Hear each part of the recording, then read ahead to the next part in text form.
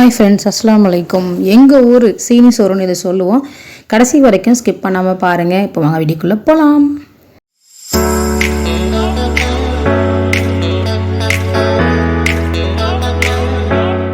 எங்கள் ஊரில் வந்து பார்த்திங்கன்னா இது வந்து சீடி சோறுன்னு சொல்லுவோம். இன்னொன்று வந்து பார்த்திங்கன்னா மிட்டாஹானா அப்படின்னு சொல்லுவாங்க. இது எப்படி செய்யுதுன்ட்டு பார்க்கலாமா? ஒரு அடிகனமான பாத்திரத்தில் ஒரு 4 டேபிள் ஸ்பூன் அளவுக்கு நான் நெய் வந்து ஆட் பண்ணிக்கிறேன். இது கொஞ்சம் நல்லா மெல்ட் ஆகட்டும். இது வந்து பார்த்திங்கன்னா எங்கள் ஊர் சைடில் ரொம்பவே ஸ்பெஷல்னு கூட சொல்லலாம். எப்பயாவது தான் பண்ணுவோம். அதனால தான் ஒரு குட்டியாக ஒரு கிளிப்பிங் உங்கள்கிட்ட நான் ஆட் பண்ணியிருக்கேன். இதில் 2 துண்டு பட்டை, 2 துண்டு கிராம்பு, முந்திரி, திராட்சை உங்களுக்கு எந்த அளவுக்கு வேணுமோ அந்த அளவுக்கு போட்டு நல்லா ஃப்ரை பண்ணிக்கோங்க. பண்ணிவிட்டு இதில் ஒரு 1/4 கப்பு அளவுக்கு தேங்காய் பார்த்திங்கன்னா குட்டி குட்டியாக கட் பண்ணி வச்சுருக்கேன். அதையுமே போட்டு நல்லா அந்த நெய்யிலே வறுத்து விட்டுக்கோங்க. ஒரு 1/4 கப்பு அளவுக்கு கடலப்பருப்பு பார்த்திங்கன்னா ஊற வச்சு வச்சுருந்தேன். அதையுமே இதில் போட்டு அதையுமே நல்லா மிக்ஸ் பண்ணி விட்டாச்சு. நான் 1.5 கப்பு ரைஸ்க்கு 5 கப்பு அளவுக்கு தண்ணி எடுத்துக்கிறேன்.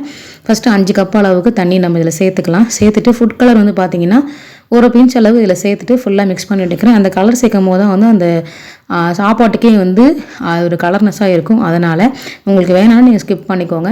ஸ்வீட்னஸ் தெரியணும் அப்படின்றதுக்காக சால்ட்டுமே சேர்த்தாச்சு. சேர்த்துட்டு இப்போ பார்த்திங்கன்னா மூடி வச்சதுக்கப்புறம் நல்லாவே கொதிக்க ஆரம்பிச்சிருச்சு. இப்போ இந்த 1.5 கப்பு ரைஸை பார்த்திங்கன்னா கழுவிட்டு நம்ம சேர்த்துக்கலாம்.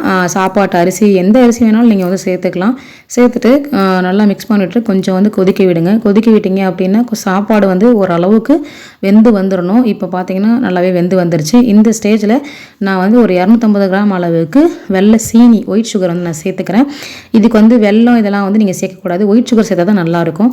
அதையுமே சேர்த்துட்டு ஃபுல்லாக மிக்ஸ் பண்ணி விட்டுக்கோங்க. மிக்ஸ் பண்ணி விட்டுட்டு நீங்கள் தம்மில் போட்டிங்கன்னா உங்களுக்கு சீனி சோறு சூப்பராகவே ரெடியாகி வந்துடும்.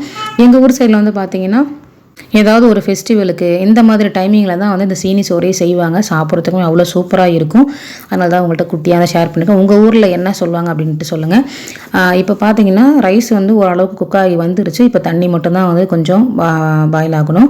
இப்போ பார்த்தீங்கன்னா மூடி வச்சதுக்கப்புறம் தம்மில் போட்டிங்கன்னா சூப்பராகவே சீனி சோறு ரெடி ஆகிடும். அவ்வளோதான். நம்மளுக்கு சேனல் நிறைய நான் வீடியோஸ் போஸ்ட் பண்ணியிருக்கேன். மறக்காமல் செக் பண்ணி பாருங்கள். இந்த வீடியோ ஷார்ட்ஸ்லையுமே போட்டிருந்தேன். சரி, அதில் டீட்டெயிலாக புரியாது அப்படின்றதுனால இப்போ தான் லாங் வீடியோ போஸ்ட் பண்ணியிருக்கேன். நீங்களும் மறக்காமல் ட்ரை பண்ணி பாருங்கள். சாப்பிட்டு பார்த்துட்டு ஒரு லைக்கையும் நமக்கு போட்டுவிடுங்க. அப்போ தான் நமக்கு ஒரு மோட்டிவேட் இருக்கும். நம்ம சேனல் ஃபஸ்ட் டைம் பார்க்குறீங்கன்னா சப்ஸ்கிரைப் பண்ணிக்கோங்க. தேங்க்ஸ் ஃபார் வாட்சிங்.